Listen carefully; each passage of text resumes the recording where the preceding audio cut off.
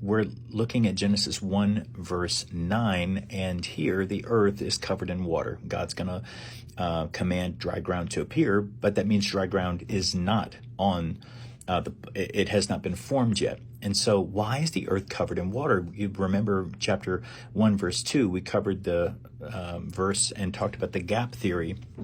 Because here, the earth, the Spirit of God is hovering over the face of the waters. And the concept, the theory that there is a gap between Genesis 1:1 and 1:2, go back and watch that video. How did that happen? Why is the earth covered in water? Well, there are lots of different theories, and one of which was promoted by the guy who wrote this book, God's Plan for Man. I know it's probably backwards for you, but Finis Jennings Dake.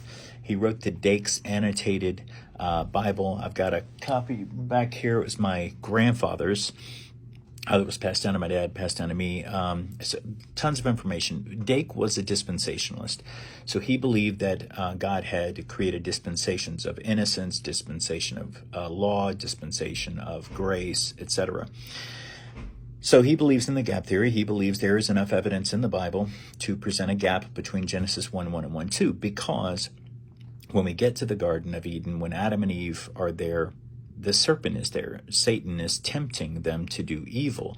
Well, evil did not begin with Adam and Eve's sin. It actually began with Satan's sin in heaven, his pride. I will ascend to the Most High. So read Isaiah 14 and Ezekiel 28. Those are the two scriptures. It's called the law of double reference, where it's speaking to an individual, but it's also referring to something else, someone else, which if you read it, it clearly is not completely referring to the individual that those prophecies, those prophetic words are assigned to.